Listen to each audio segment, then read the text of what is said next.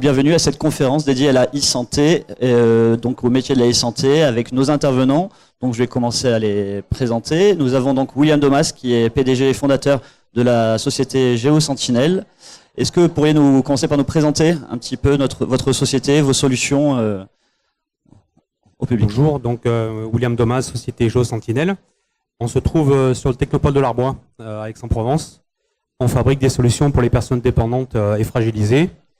Et maintenant, depuis peu, on travaille sur la télémédecine, la téléconsultation et l'aide au pré-op et au post-opératoire avec les chirurgiens et les médecins sur l'hospitalisation à domicile. Merci. À côté, donc, nous avons Monsieur Renaud Lupeta, qui est directeur général d'Enovacom. Enovacom édite des solutions pour les établissements de santé. Est-ce que vous pouvez nous présenter un petit peu votre société et plus particulièrement vos solutions? En quoi sont-elles utiles aujourd'hui? Oui, alors bonjour à toutes et à tous. Donc je suis Renaud Luparia, fondateur et directeur général délégué maintenant d'Enovacom. Nous proposons aux établissements de santé des solutions d'interopérabilité et de sécurité. Donc nous sommes éditeurs de logiciels basés à Marseille et en quelques chiffres, Enovacom, c'est 150 collaborateurs, 1500 établissements clients et on continue j'espère, à croître sur ces prochaines années. Merci. À votre côté, nous avons le professeur Jean-François Moulin, donc, qui est responsable de la e-santé au sein de l'Institut Paoli Calmette à Marseille. Monsieur Moulin, est-ce que vous pouvez nous présenter les solutions e-santé à l'IPC et qu'est-ce que ça représente en termes de ressources humaines, de compétences? Donc je suis en charge de la e-santé sur le côté médical des projets. La santé est un grand domaine d'innovation en numérique, mais pour l'instant qui est encore débutant en raison de beaucoup de freins technologiques, financiers. En gros, on développe différents axes. Aujourd'hui, la e-santé entre le patient et l'établissement et les soignants, la e-santé en termes de gestion des datas et la e-santé en termes de recherche sur l'analyse de facteurs prédictifs pour plutôt la prise en charge du patient. Voilà un peu les trois axes de développement en cours. Très bien, on y reviendra un peu plus tard. À vos côtés, Cédric Gonon, directeur commercial de Software Medical, qui est également un éditeur de logiciels pour les établissements de santé. Est-ce que vous pouvez nous présenter un peu plus clairement votre société? Bonjour à tous, donc effectivement Cédric Gonon, je suis en charge de promouvoir Software Medical et les solutions qu'on édite. On est avant tout éditeur de logiciels et intégrateur de ces derniers, et par ailleurs également hébergeur agréé de données de santé, pour ceux à qui ça parle. Et on adresse principalement le marché des établissements de santé, qu'ils soient publics et privés, sans différenciation, sur tous les domaines d'activité, que sont la médecine, la chirurgie, l'obstétrique, les soins de suite, etc. Et également à destination des cabinets de radiologie et des plateaux techniques de radiologie, où on apporte au quotidien nos innovations pour permettre effectivement de relever les enjeux de la e-santé. On est ici présent effectivement pour un compagnon de croissance et essayer de trouver un maximum de collaborateurs qui pourraient rejoindre Software Medical. Et le dernier, mais pas des moindres, Gilles Gras, donc directeur adjoint à la PHM, responsable de la direction des services numériques. Est-ce que vous pouvez nous présenter ce que représentent aujourd'hui les services numériques au sein de la PHM et quelles sont les compétences que vous employez, que vous recherchez? La direction des services numériques à la PHM, c'est une centaine de personnes, ingénieurs, techniciens, globalement, donc des informaticiens, pour simplifier. C'est 10 000 postes de travail, c'est 12 000 utilisateurs, c'est le respect des réglementations, c'est des certifications, ISO 9001, ISO 27001, hébergeurs agréés, hébergeurs de données de santé. Et l'e-santé pour nous, c'est, peut-être on va y venir, hein, c'est beaucoup de freins, beaucoup de problèmes. Et M. Moulin a cité les freins, j'en rajouterai un, c'est le réglementaire. C'est plutôt ça le frein, quoi. Merci. Donc effectivement, aujourd'hui, la e-santé, en fait, en clair, pour résumer, ce sont les technologies du numérique qui rentrent dans le secteur de la santé, donc aussi bien au sein des établissements de santé qu'au sein des entreprises qui développent de nouvelles solutions. Et donc ces nouvelles technologies du numérique au sein de la santé, ça apporte donc des besoins de nouvelles compétences, ça peut créer des nouveaux métiers. Est-ce que vous pourriez me dire quelles sont véritablement les nouvelles opportunités d'emploi qui sont créées par cet apport du digital au sein du service santé? Alors, nouveaux emplois, je pense pas. Enfin, pour nous, un informaticien, il gère des projets, que ce soit des projets d'e-santé ou des projets de gestion ou des projets de réseau ou des projets d'infrastructure. Donc, on a tout ça à gérer au sein d'une direction informatique hospitalière. Donc effectivement, l'e-santé, c'est un volet de notre travail. Ça va devenir un volet de plus en plus important, de plus en plus vital même, mais ça n'est qu'un volet. Il faut aussi gérer tout le reste. C'est-à-dire qu'on ne peut pas faire de l'e-santé si on n'a pas une infrastructure de base solide, redondée, capable de résister à toutes les attaques, si on n'a pas un réseau qui communique rapidement, si on n'a pas une couverture Wi-Fi, enfin, etc., etc. Donc ça, et puis pour faire de l'e-santé, il faut des applications. Pour faire des applications, il faut des gens. Donc en termes de métiers nouveaux, de ma vision des choses, on n'a pas besoin de compétences nouvelles. Les compétences, elles arrivent avec les jeunes qui arrivent et qui sont formés aux nouvelles techno. Donc elles arrivent et puis de toute façon, on évolue, on avance toute la carrière là-dessus. Donc je ne vois pas, moi, de nouvelles compétences. En tout cas, quand on rencontre des candidats ici, on n'axe pas. Alors, est-ce que vous êtes sur les nouvelles techno? Ce sont des technologies qui existaient déjà avant, des compétences qui existaient déjà avant, mais qui sont utilisées aujourd'hui un peu différemment. C'est des compétences qui existaient avant et qui arrivent toutes fraîches, toutes neuves. À l'école, on leur a appris plein de trucs. Et au contact des éditeurs, il y en a ici. Avec eux, ils nous apportent leur techno. Nous, on ne développe pas dans les hôpitaux. On achète. On achète des solutions et notre job, c'est de les intégrer au système d'information pour garder la cohérence. Donc, notre boulot, c'est ça. Et les gens que l'on recrute et les gens qui font partie de la direction informatique ont comme mission d'intégrer tout ça en cohérence. Et les éditeurs nous apportent les technos avec leur savoir-faire. Et nous, on essaie d'intégrer tout ça dans nos systèmes. Et à l'Institut Pablo Kilmed, vous avez les mêmes besoins Alors on a peut-être un environnement différent parce qu'on est une plus petite structure que la PHM. On est numérisé depuis très longtemps avec un sans-papier depuis au moins une quinzaine d'années. Donc on a déjà un environnement, on va dire, numérique de dossier qui est fait. Après, je crois effectivement que les informaticiens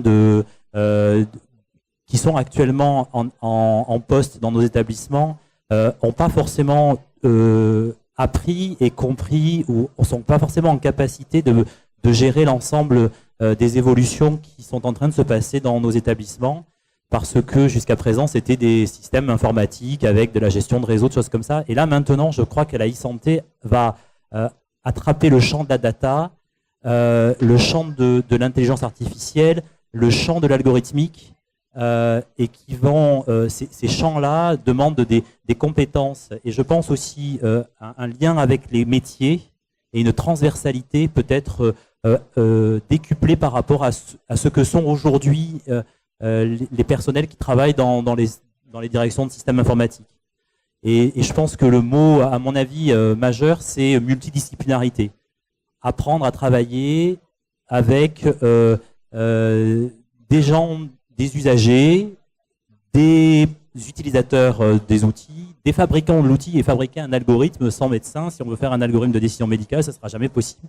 Et donc tout ça, je pense, va demander de nouvelles compétences et probablement à mon avis, de la vraie multidisciplinarité. Donc je ne sais pas quelles sont les formations qui sont proposées parce que je ne suis pas un recruteur ni DSI, mais en tout cas, ce qui est sûr, c'est que nos DSI se rendent compte de leurs limites et qu'ils ne peuvent pas répondre à toutes nos demandes actuelles.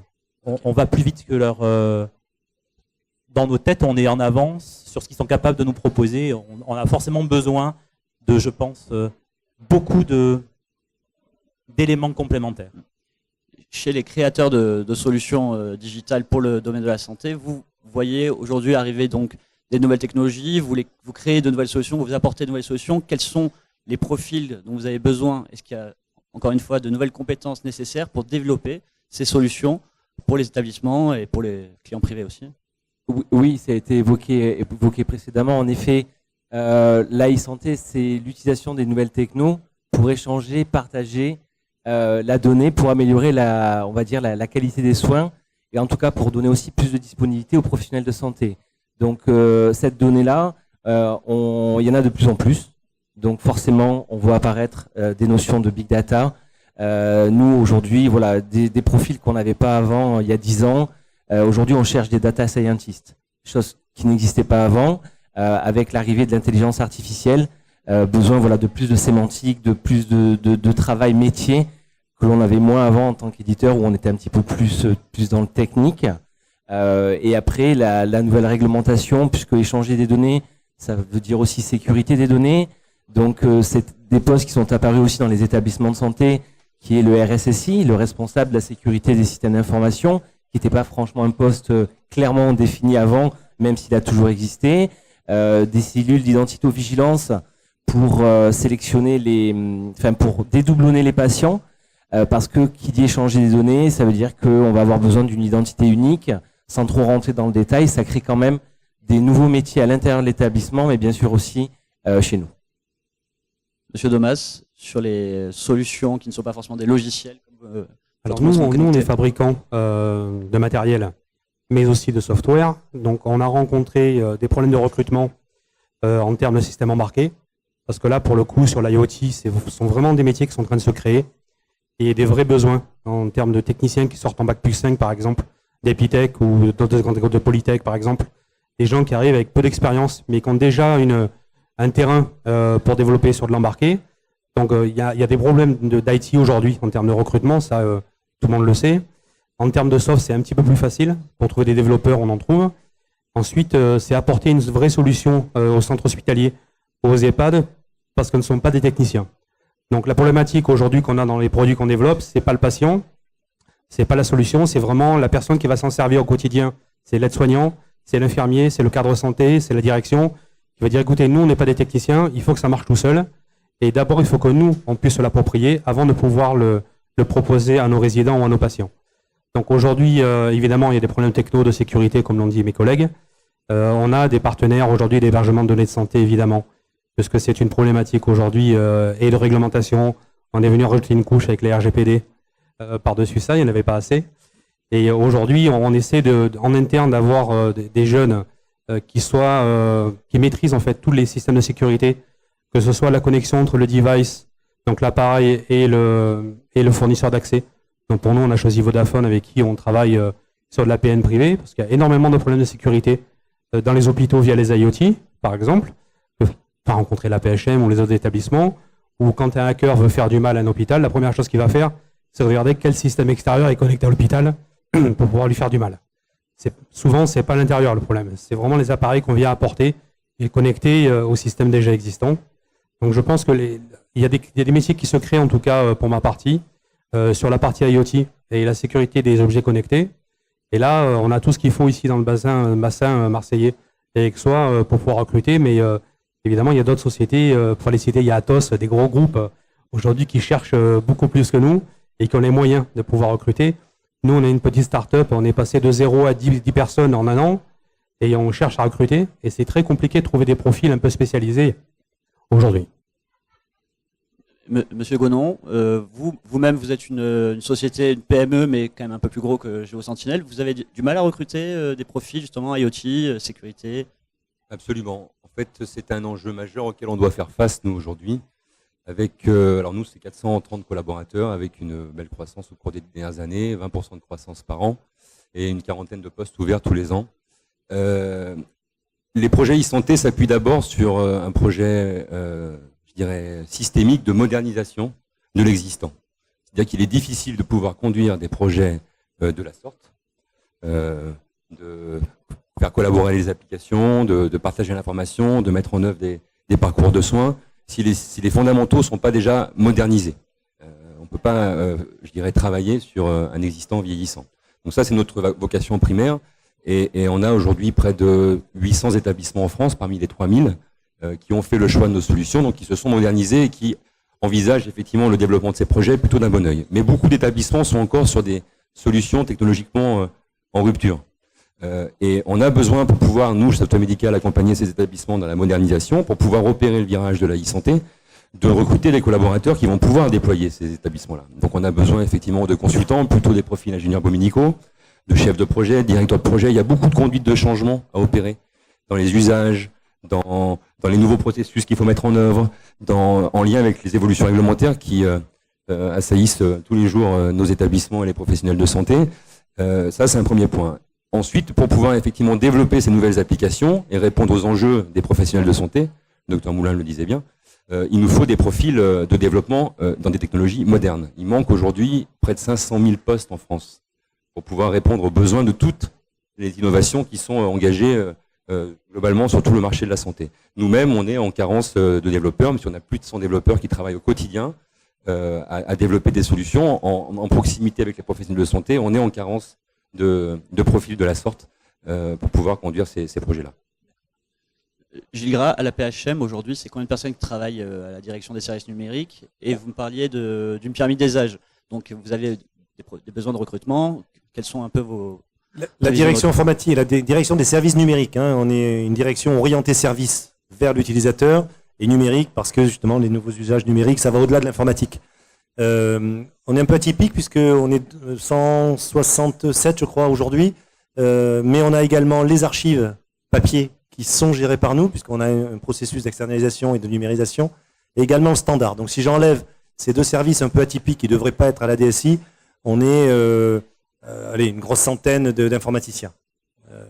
La pyramide des âges, je regardais un petit peu tout à l'heure, suite à votre demande, dans les 2 ans qui viennent, là, entre 15 et 20 personnes vont partir en limite d'âge, sur une centaine, donc on est à 20%, entre 15 et 20 personnes, ça fait 20%. Et si je rajoute des gens qui, dans les 5 ans, auront 62, 63, donc n'auront peut-être pas les annuités, mais pourront partir, on augmente à 35, 40 personnes qui vont partir sur 5 ans.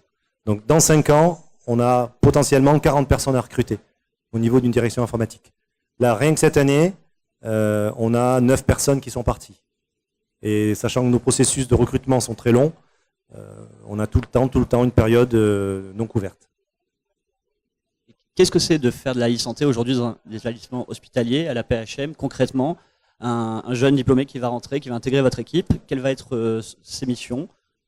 Alors, ça dépend le profil. On continue à recruter des profils, j'allais dire, traditionnels, d'infrastructures. Vous le disiez tout à l'heure, il n'y a pas de projet e-santé innovant s'il n'y a pas une infrastructure stable. C'est un peu aussi ce que j'ai dit en préambule.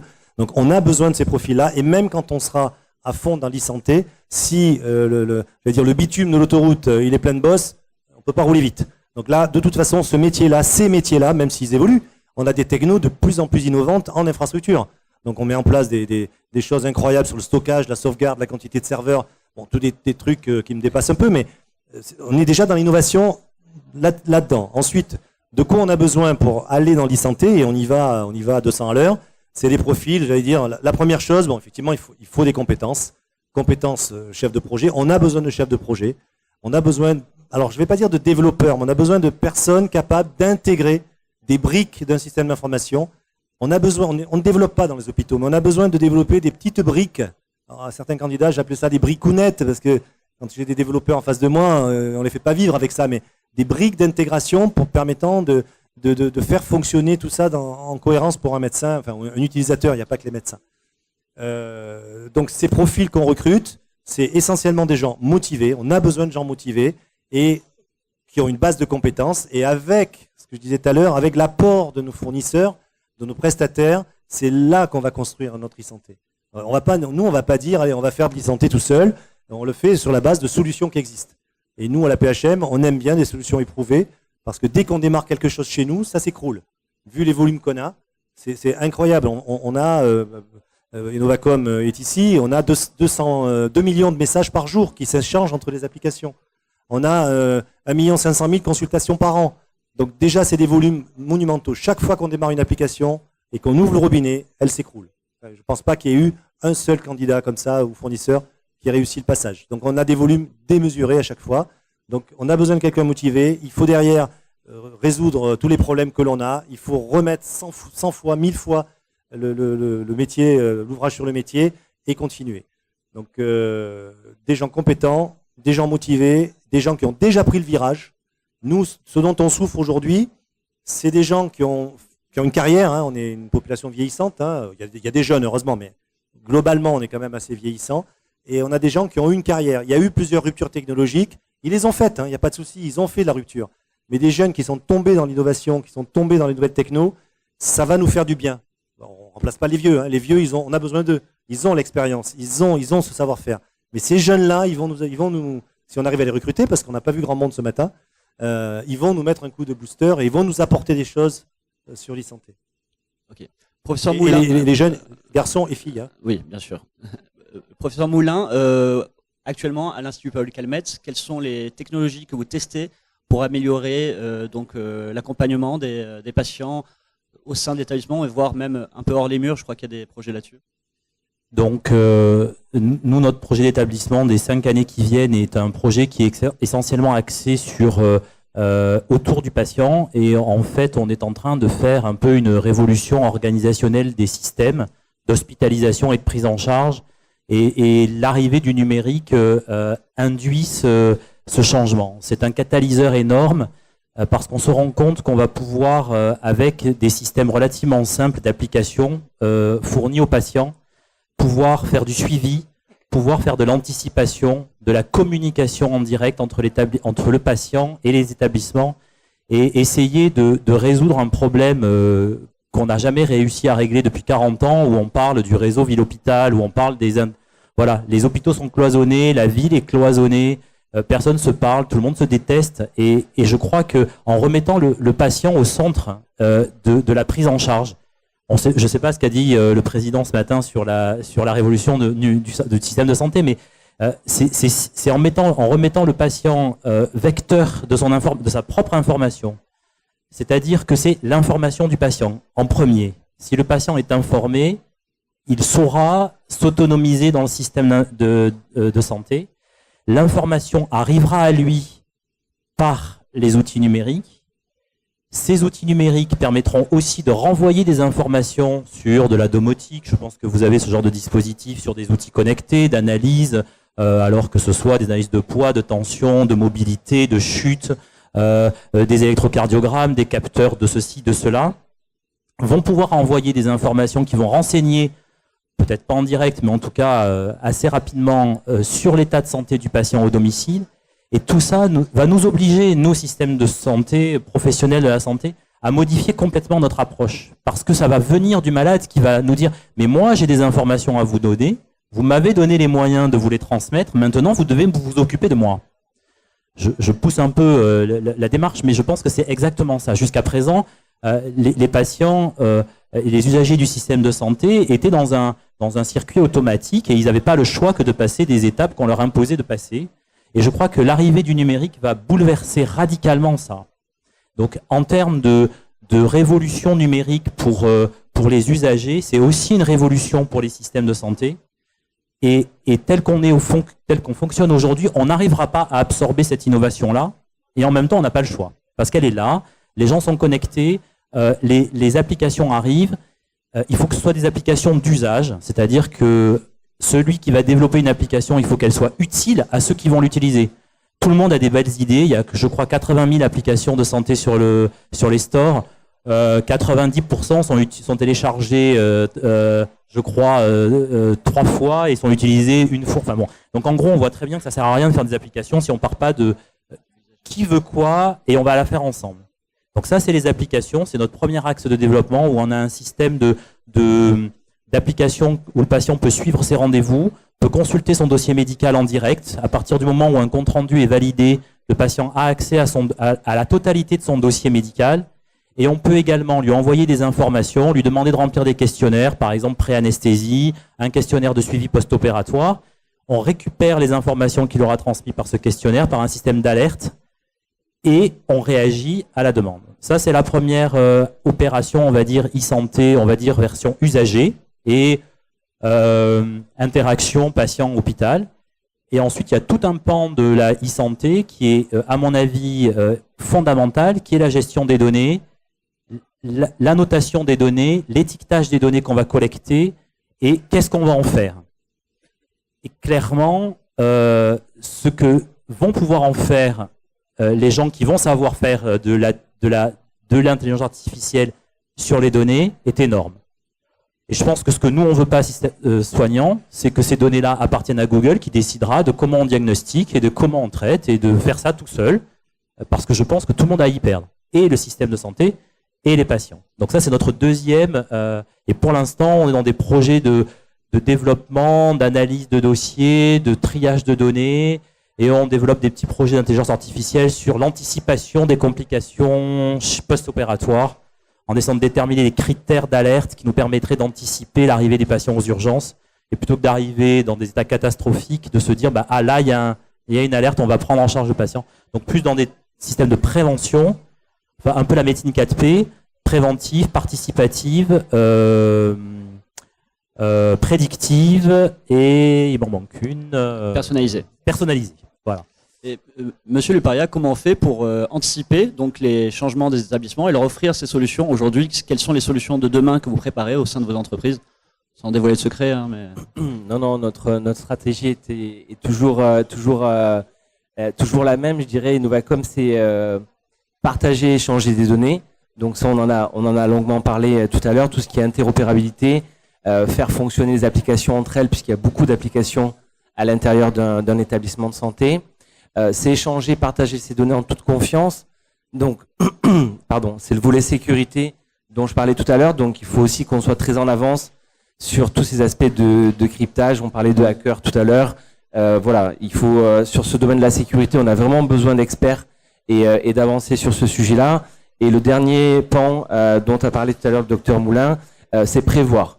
C'est en effet toute la médecine collaborative prédictive avec toutes les données amassées va permettre aux professionnels de santé de prévoir, d'anticiper en fonction des données qu'il reçoit, de mieux trier, de mieux gérer le patient, de mettre les bons professionnels de santé en face des bons patients quand ils arrivent aux urgences par exemple. Donc voilà, donc c'est tout ce côté prédictif, et ce côté prédictif, il y a plein d'outils techno qui sont nécessaires pour la collecte des données, pour le stockage des données et pour l'exploitation et l'analyse de ces données. Monsieur Domas, donc vous développez une montre connectée qui permet de suivre en temps réel les données des patients, aussi bien au sein des EHPAD que des établissements pour les personnes âgées, et aussi bien que pour les établissements. Quelle est votre prochaine étape aujourd'hui? Donc suivre les données en temps réel, c'est bien. Qu'est-ce qu'on peut en faire? Comment accompagner les établissements pour suivre ces... Alors, les établissements ne sont pas encore prêts. Je parle des petits établissements. Même si je travaille déjà avec le CHU de Toulon ou le CHU de Tulle, on fait beaucoup d'expérimentations sur l'utilisation de ce qu'on récupère en termes de données de santé. On travaille sur l'intelligence artificielle, justement, pour parler de prédiction et utiliser des patterns existants.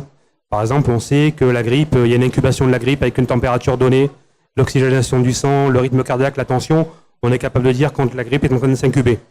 Donc aujourd'hui, on est capable de collecter des constantes de santé et utiliser ces patterns existants pour aider les médecins à prédire ce qui va se passer chez un patient. Donc on a un produit là qu'on va présenter à Las Vegas au mois de janvier, où justement on vient ajouter l'oxygène dans le sang et la température du corps à ce qu'on fait déjà, c'est le rythme cardiaque et la tension, pour pouvoir mixer ces données et utiliser de l'IA pour commencer à faire du prédictif. Alors évidemment, il y a énormément de travail, il faut beaucoup de data pour faire du prédictif, donc on en a une certaine quantité aujourd'hui.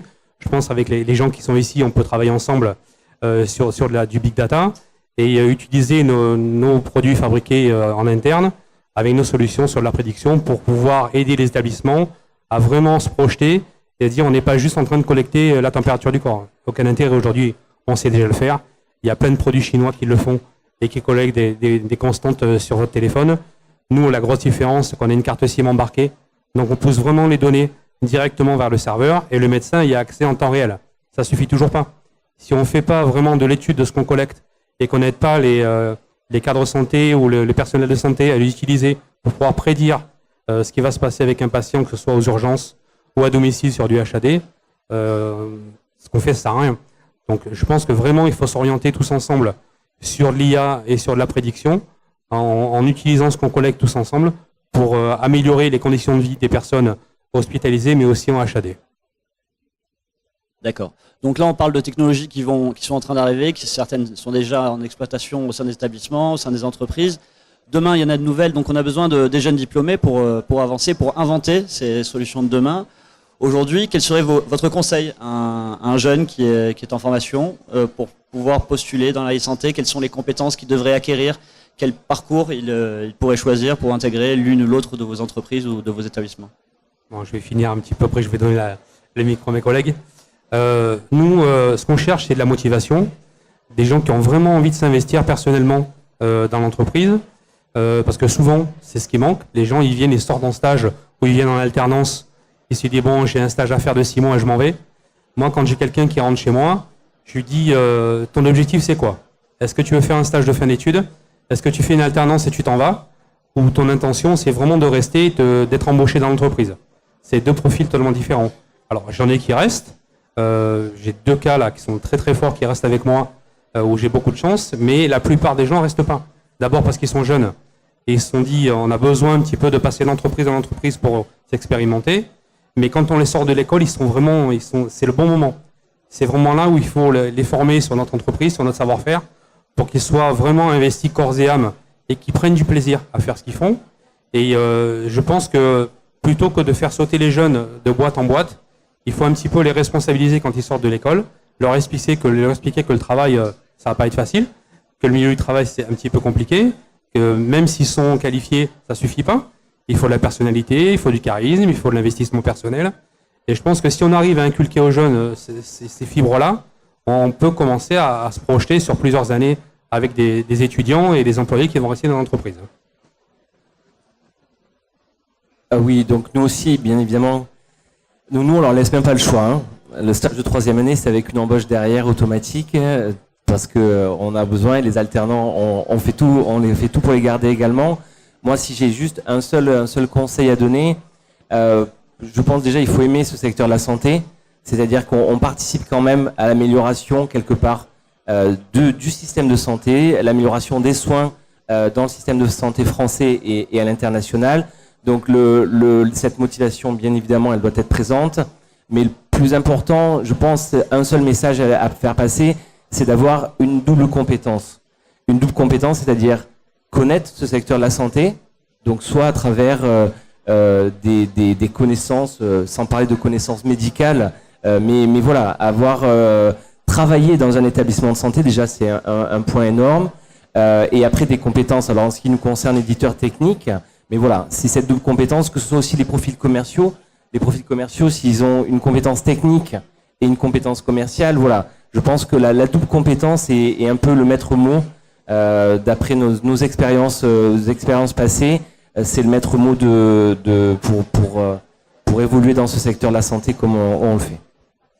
Professeur Moulin, vous êtes médecin vous-même. Comment vous êtes arrivé à la e-santé? Comment vous êtes formé tout seul? Vous êtes renseigné? Comment on fait? Bon, alors moi je suis pas recruteur, je suis pas formateur, je suis pas développeur, et je suis à l'articulation justement entre les techniciens de l'informatique, les techniciens de la e-santé, parce que pour moi c'est pas les mêmes personnes qui vont mettre en place les outils de e-santé tels qu'on est en train de les discuter aujourd'hui, et ceux dont vous parliez qui sont c'est cette espèce d'autoroute et de bitume obligatoire qui doit être parfait, qui doit les réseaux, les outils pour que la e-santé arrive. Mais pour moi c'est pas les mêmes profils, et moi, je me suis intéressé à ces dispositifs-là parce que je suis dans des projets de collaboration entre le patient à l'extérieur de l'hôpital et l'hôpital. Et forcément, cette question-là appelle la question des applications de suivi à distance. Qui dit application de suivi à distance dit collecte de données. Qui dit collecte de données dit collecte de données. Comment on les range, comment on les étiquette, comment on les annote, qu'est-ce qu'on en fait, où on les stocke. Dit aussi également réglementaire, et moi je crois que le RGPD est quelque chose de très bien, même si ça met beaucoup de freins à beaucoup de gens, mais je pense que c'est très important de protéger nos données, c'est même essentiel et capital, et je pense qu'il y a un autre métier dont on n'a pas encore parlé, qui va être l'éthique de la e-santé, l'éthique de l'intelligence artificielle, et je pense qu'il y a un volet juridique et éthique qui n'a pas été abordé et qui est fondamental, parce que on se laissera pas faire, nous usagers, tous, on est tous potentiels usagers du système de santé, et on n'acceptera pas de donner de nos données gratuitement, de pas savoir ce qu'on en fait, et que des gens malveillants les utilisent, soit contre la collectivité, soit contre nous-mêmes. Que ce soit des assurances privées qui collecteraient les données d'un diabétique, par exemple, et qui empêcheraient ce diabétique d'acheter quoi que ce soit, ou qui l'obligeraient à faire des choses qu'il n'aurait pas envie de faire. Et ces notions de liberté individuelle, etc., donc c'est un point qu'on n'a pas abordé. Donc je pense qu'il y a tout le pan des données et des gestionnaires de données. Il y a toute l'activité qui va être sur l'intelligence artificielle et l'utilisation de ces données, et la partie juridique et éthique. Et je pense que le maître mot, c'est effectivement transversalité et apprendre à collaborer. Ce sera forcément des métiers qui seront à l'interface entre différents corps de métiers. Il faut absolument savoir écouter, entendre les demandes des autres. Un médecin, c'est pas forcément comment ça marche un algorithme ou une machine ou une application, mais il sait ce qu'il veut en retirer. Inversement, un informaticien ne sait pas ce qu'on fait au quotidien, on ne sait pas ce qui se passe dans nos têtes quand nous on fait un algorithme de décision, de diagnostic. Et donc c'est ce partage-là indispensable qui va devoir se mettre en place. Et je pense que les nouveaux métiers de demain, ce sera orienté dans des formations à cheval qui soient capables effectivement d'entendre et de comprendre les deux langages, ou des fois les trois ou les quatre. Parce que le juridique et l'éthique sera probablement essentiel, en particulier sur les data scientists. Cédric Gonon, vous êtes directeur commercial pour vendre une solution de e-santé. Est-ce qu'il faut à tout prix connaître ce monde et comme disait Monsieur Luparia, avoir travaillé dans un établissement de santé, c'est quand même un plus. Est-ce qu'il faut avoir la double compétence obligatoire?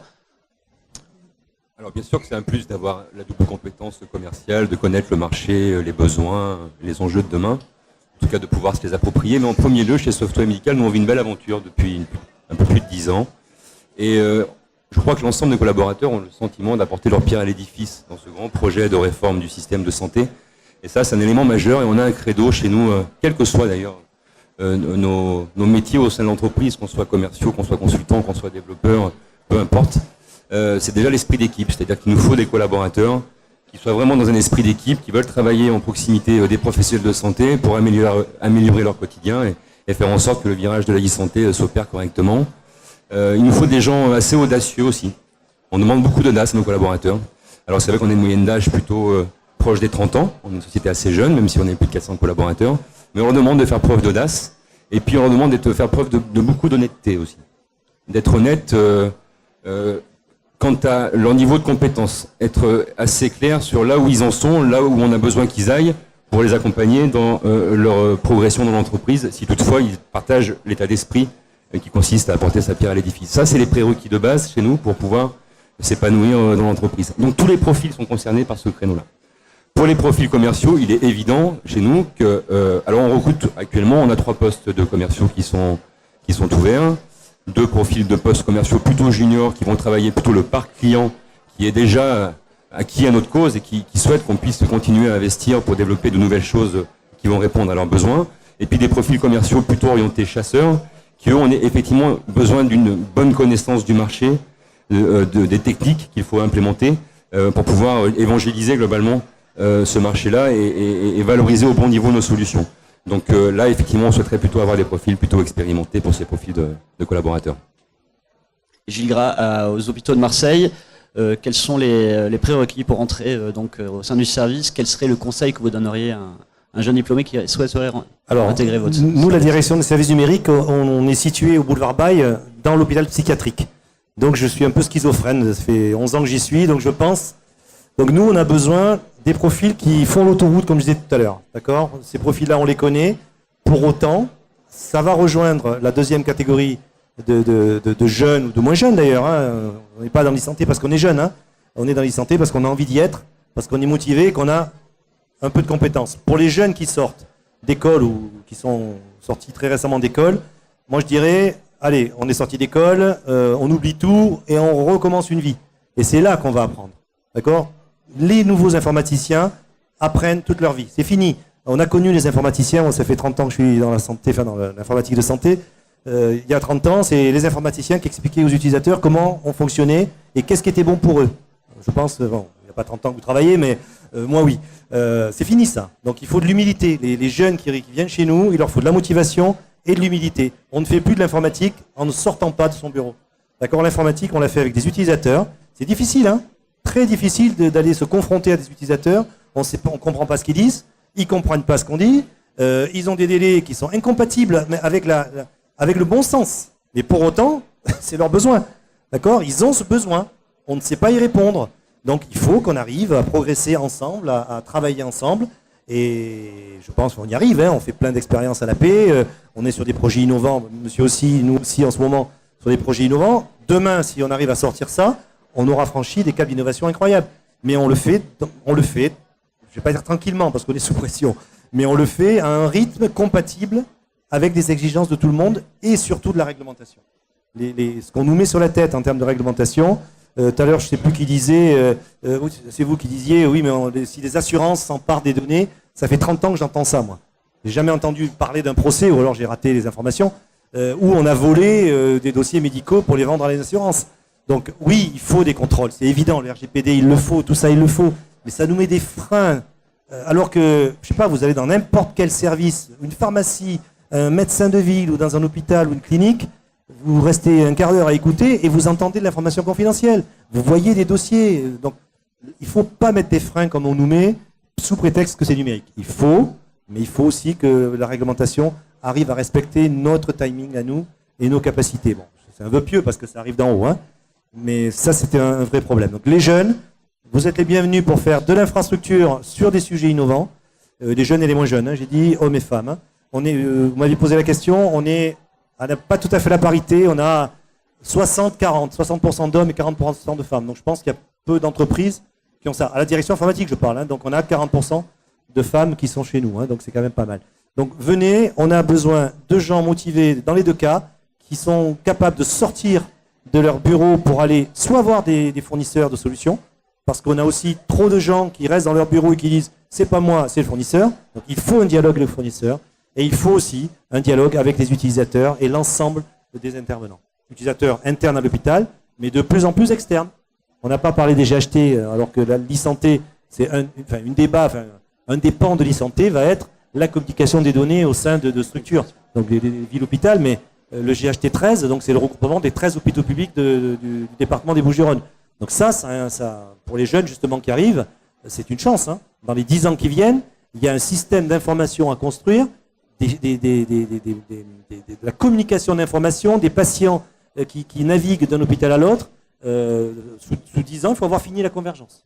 Même avant, hein, je dis 10 ans, ça sera bien avant.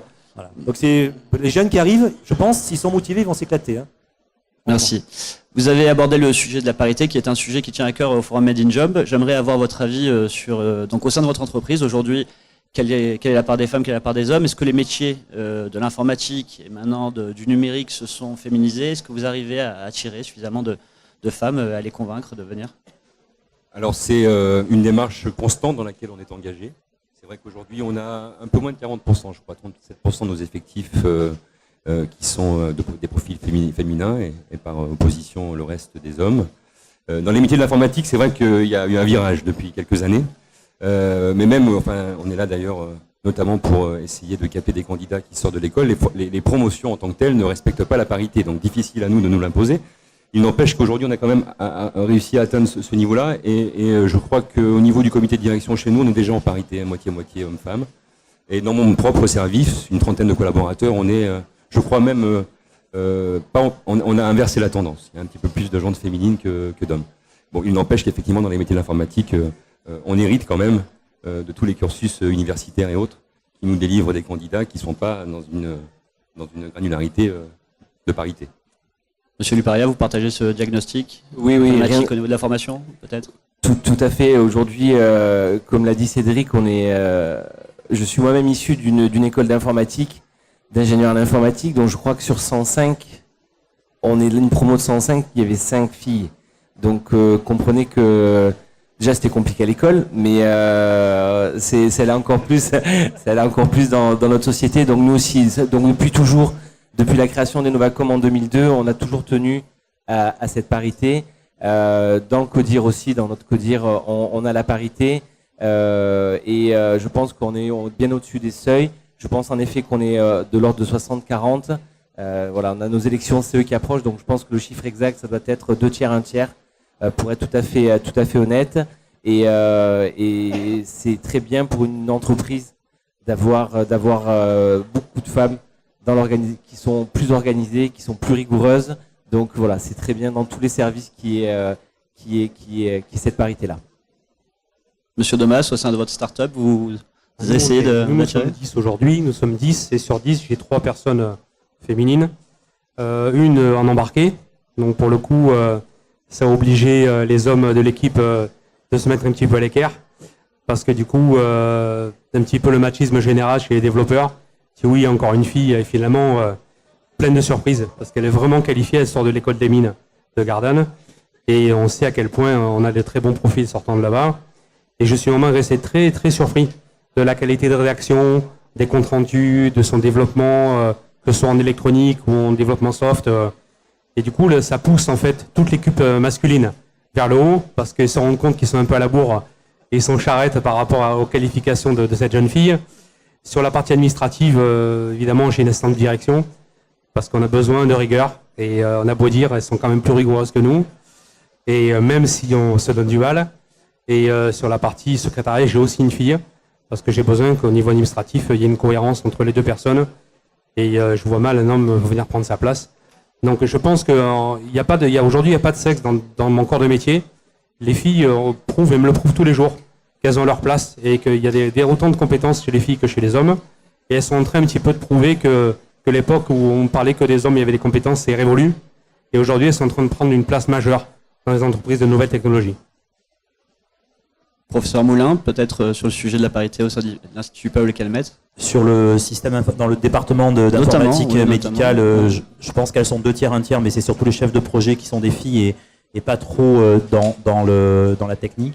Et après, dans les médecins impliqués dans le rapport, on va dire, dans le lien justement soignant, acteur opérationnel, il y a, je pense, plus de médecins femmes que de médecins hommes qui sont intéressés par les projets de e-santé. Et moi, dans mon unité hors les murs qui gère ces patients qui sont à l'extérieur et avec lesquels on communique post-opératoire, les thérapies, les comprimés ou les chimiothérapies intraveineuses, toutes mes collaboratrices, ce sont des collaboratrices. Donc il n'y a pas d'hommes médecins. Et dans l'équipe infirmier, il y a 3 hommes pour 11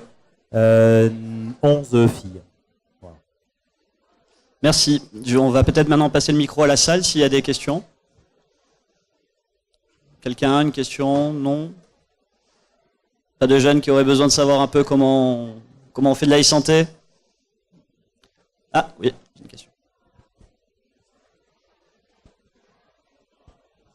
Alors, ça surprend, pardon. Une question à vous tous, mais bon, je cite personne, mais si vous voulez en parler après chacun individuellement, je vous dirai à qui ça s'adresse encore plus, mais je pense que ça s'adresse aux 5. C'est si vous avez des personnes qui ont, voire même un peu d'avance sur certaines idées, qui n'ont pas forcément le temps de les mettre en place en œuvre, mais qui seront volontaires pour parrainer des gens en alternance pour le faire. Est-ce que ça vous intéresserait de financer cette alternance et d'aider cette personne qui peut vous aider sur son parrainage? Est-ce que, alors, vous tous individuellement, est-ce que c'est des choses qui peuvent vous intéresser? Sur l'e-santé, après, c'est vrai que c'est une question qui pourrait s'appliquer à n'importe quoi, mais là, on parle de la e-santé. Je vais répondre. Ça marche là? Oui. Donc vous parlez d'alternance. Moi, personnellement, je trouve que c'est un des meilleurs moyens pour recruter des bons profils et s'assurer que tout le monde est content, tout le monde est heureux. Malheureusement, dans le service public, on n'a pas le droit de recruter en alternance. Voilà. C'est incroyable, mais c'est comme ça. Mais moi, j'en rêve, hein.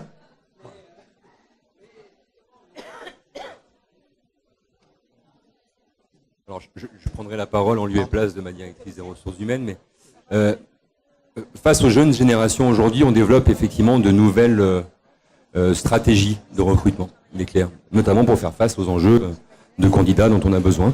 Donc au-delà effectivement d'être proche des écoles, d'accompagner tant que faire se peut en stage les étudiants et essayer de les confirmer dans nos entreprises, on développe également d'autres processus de la sorte.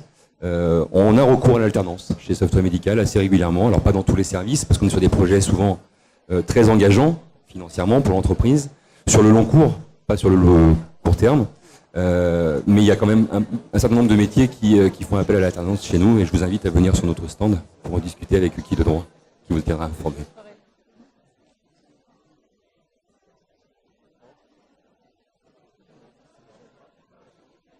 Pas d'avis.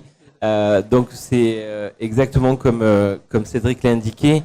Enovacom, donc je voudrais quand même faire une parenthèse sur le fait que je pense que Software et Enovacom sont les plus gros pourvoyeurs de postes dans l'édition de logiciels en PACA. Je pense que nous, c'est l'année prochaine, c'est 40 recrutements. Je pense que chez Software, ça doit être entre 50 et 100. Donc voilà. Donc on a plus de 150 postes à pourvoir, au moins une centaine de postes à pourvoir l'année prochaine. Et Enovacom a mis l'accent sur l'alternance qui était, il y a 10 ans en arrière, pas vraiment développée, mais on a toujours eu de l'alternance. Et aujourd'hui, clairement, je pense que c'est un des meilleurs moyens, voire le meilleur moyen pour intégrer un étudiant dans une entreprise et pour une entreprise de former l'étudiant à son mode de fonctionnement. Donc voilà, donc pour nous, il y a rien de tel que l'alternance. Principalement, comme l'a dit Cédric, nous on en a pour des commerciaux, pour le développement. Enfin voilà, ça touche à peu près tous les services, sauf, mais c'est vrai, ne travaillant pas sur des projets au long cours où là on a besoin de quelqu'un tout le temps et dans la durée. Mais oui, je pense que cette année on était entre 5 et 10 alternants et qu'on va renouveler ça l'année prochaine également. Donc nous, on a 3 alternants aujourd'hui. Pour recruter, je suis obligé d'avoir un chef de projet qui, lui, va les prendre en charge. C'est un peu compliqué pour un chef d'entreprise de piloter, j'ai pas le temps du tout aujourd'hui, de piloter le secteur des alternants. Mais effectivement, il faut toujours derrière un tuteur et un chef de projet. C'est un peu compliqué de venir embaucher une tierce personne ou un externe et le financer pour venir piloter les alternants. Donc en général, nous, ils sont pilotés directement par le chef de projet ou le directeur technique qui va piloter l'alternant. Mais oui, effectivement, c'est une belle solution de commencer par l'alternant. Ils sont au minimum bac plus 5. Donc ils ont déjà un terrain pour apprendre et se développer au sein de l'entreprise. Et on les recrute vraiment sur leur capacité, sur la e-santé et sur de l'embarqué. On a des postes assez spécifiques chez nous. Et en tout cas, pour ce qui est du développement, on a des softs un peu particuliers. Donc on a toujours des profils un peu particuliers à recruter. Donc l'alternant, c'est une belle porte d'entrée pour pouvoir garder l'étudiant à la suite de son contrat pro en tout cas. J'espère qu'on a répondu à votre question. Est-ce qu'il y a une autre question? Une dernière avant la fin du tableau, du plateau. Moi, j'avais une question en fait sur. Vous pouviez donner des exemples d'usages concrets sur les objets connectés en usage dans l'e-santé. Bon, par exemple, là, j'ai un bracelet que moi j'ai au poignet. Il y en a d'autres, hein, mais celui-là remonte le rythme cardiaque, la tension, la chute, les variations de constante de santé. Il y a d'autres produits qui remontent la température du corps, l'oxygène dans le sang. Aujourd'hui, on est capable de faire de l'ECG. Nous, on a une montre qui fait l'ECG en 2 points pour faire des prédiagnostics cardiaques pour aider les cardiologues. Donc, quand on parle vraiment objet connecté sur la e-santé, moi, c'est vraiment connecté. C'est pas un objet connecté à un téléphone. Aujourd'hui, pour moi, un objet connecté e-santé, c'est qu'il puisse dialoguer en direct avec un serveur sécurisé et que le médecin puisse accéder directement à la plateforme et accéder directement aux constantes ou en tout cas à tous les problèmes de santé de son patient sans passer par une tablette ou par un téléphone. D'autres questions? Non? Alors peut-être un dernier mot de conclusion avec nos intervenants. William Domas, vous avez le micro. Donc pour finir, comment vous voyez l'évolution des métiers de la e-santé demain, aujourd'hui déjà et demain? Je pense que les jeunes aujourd'hui sont prêts déjà sur l'évolution, ce qui va arriver sur la e-santé. Sur les objets, je pense que indéniablement on va être un petit peu esclave de ce qui va arriver. Là j'ai vu la montre d'Apple qui est sortie. Ils pensent qu'ils ont révolutionné la e-santé avec des capteurs qu'ils ont mis sur leur montre, qu'ils avaient déjà, qui l'ont poussé sur la e-santé. Je pense que très rapidement, dans moins de 5 ans, on aura des objets connectés très performants pour aider déjà les personnes au quotidien. C'est pas parce qu'on est malade qu'on va étudier un objet d'e-santé. Et ensuite aider toutes les personnes qui sont fragilisées, dépendantes, en post-opératoire ou en pré-op ou en hospitalisation à domicile. Et les personnes qui sont là savent très bien que ça coûte très cher de laisser quelqu'un à l'hôpital aujourd'hui. Donc l'idée, c'est de les faire sortir le plus rapidement possible et surtout leur donner tous les outils pour qu'ils puissent être aidés à domicile dans de très bonnes conditions. Et je pense que l'évolution de cette technologie e-santé va favoriser la prise en charge et le bien vieillir en tout cas et l'évolution de l'état des patients à domicile pour qu'ils puissent avoir une vie un peu plus normale que d'avoir des gens branchés de partout, alors qu'on peut avoir énormément de produits aujourd'hui qui peuvent apporter beaucoup de solutions connectées et surtout les remonter vers les personnels de santé. Oui, donc pour conclure en 2 mots, moi aussi, la e-santé, je pense que ça a été évoqué. L'évolution de la e-santé demain, c'est sortir de l'hôpital. On parlait de GHT, donc de groupement hospitalier de territoire, pardon. On va gérer la santé au niveau territorial et non pas au niveau d'un établissement. Il va y avoir beaucoup de données, de plus en plus de données à gérer. Donc voilà, l'évolution de la e-santé, c'est un super projet sur les 10-15 ans à venir minimum. Je crois que notre président va débloquer 3,4 milliards jusqu'en 2022. Bon, Google dépense 1,5 milliard chaque année sur la santé, mais ça c'est un détail. Mais voilà, c'est vraiment un pilier. C'est vraiment un pilier pour l'État. Le système de santé est public en France en grande majorité. C'est un pilier étatique, c'est régalien, et donc c'est un secteur qui sera en permanente évolution. Et donc oui, il y a plein de choses, de jolies choses à réaliser. On en est encore loin, mais il y a encore plein de choses à réaliser. Oui, c'est ça. Je crois qu'on a fait le tour d'à peu près tous les domaines d'avenir.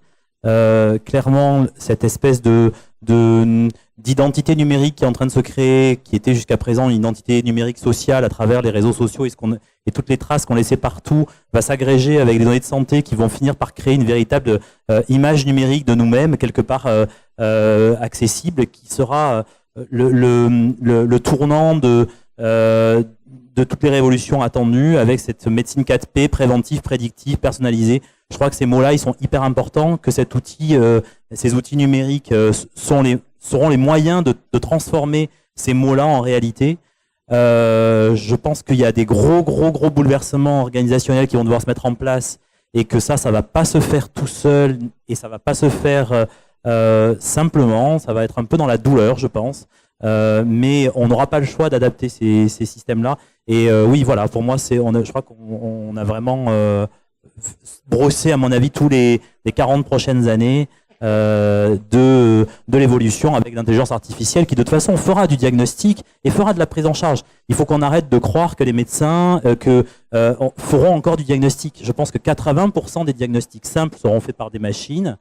On sera là pour s'occuper de ceux qui vont pas bien, pour vérifier que la machine s'est pas trompée, et pour faire ce que la machine ne saura jamais faire, qui sera l'empathie, le regard, l'accompagnement, la critique de la décision de la machine.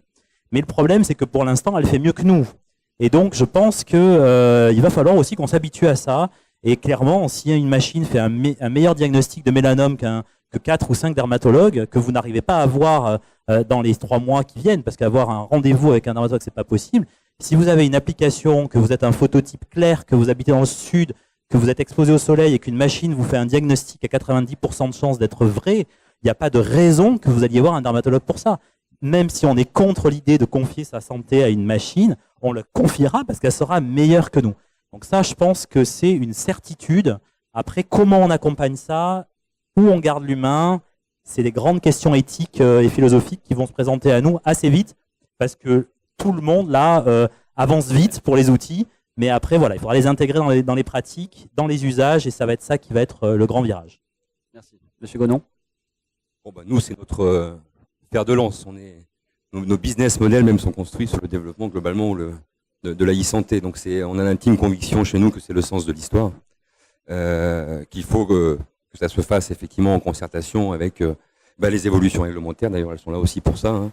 Je crois qu'il y a eu des annonces ce matin qui laissent à penser que ça reste encore un projet stratégique. Il y a une belle étude que j'invite à consulter pour ceux que ça intéresse, qui a été produite en mars, je crois, éditée par Syntec Numérique, et puis un cabinet d'audit qui a pignon sur rue, qui s'appelle SIA Partner, qui reprend 18 projets, je crois, dans le monde, quels que soient les contextes de transformation numérique de leur système de santé, contexte réglementaire, et tous arrivent aux mêmes conclusions. Donc, ça confirme globalement ce qu'on imagine nous et les investissements qu'on réalise dans le domaine. C'est le sens de l'histoire. Voilà. Il faut trouver les moyens de le financer. Donc ça, on espère qu'effectivement les annonces d'aujourd'hui vont découler sur des annonces plus claires sur comment ça sera financé. Parce que nous, en tant qu'industriels, il y a beaucoup d'initiatives, il y a beaucoup d'idées, il y a plein de choses intéressantes à faire, mais qui sont souvent aussi un peu assujetties au jeu de chaises musicales des gouvernements et des orientations qui sont prises. La trajectoire, elle est claire, c'est la e-santé, mais à 30 degrés près, on peut y perdre aussi beaucoup d'argent, donc on fait attention à ce qui se passe, mais il est évident qu'il y a beaucoup d'avenir dans ce domaine d'activité-là. Bon, je pense qu'on a tout dit sur la e-santé. Je voudrais juste revenir en conclusion sur le fait qu'on est sur un salon de recrutement quand même. Donc pour moi, la e-santé, elle se conçoit, elle s'invente, elle se fabrique chez les industriels qui sont en relation avec les médecins, avec tous les utilisateurs des hôpitaux et des structures médicales. Donc elle se conçoit, elle s'invente là, mais elle se met en œuvre dans les structures hospitalières et cliniques, privées, publiques, c'est pas le débat. Donc pour les candidats qui sont là, parce qu'on est sur un salon de recrutement, ne vous trompez pas. Soit vous allez dans le bureau de vente, soit vous allez dans l'appartement témoin, là où on met en œuvre les choses et on fait la décoration et tout, quoi. Donc on a un stand là-bas, ne vous trompez pas. Merci, ce sera le mot de la fin. Je vous remercie à tous et je vous invite à aller vous rendre sur les stands.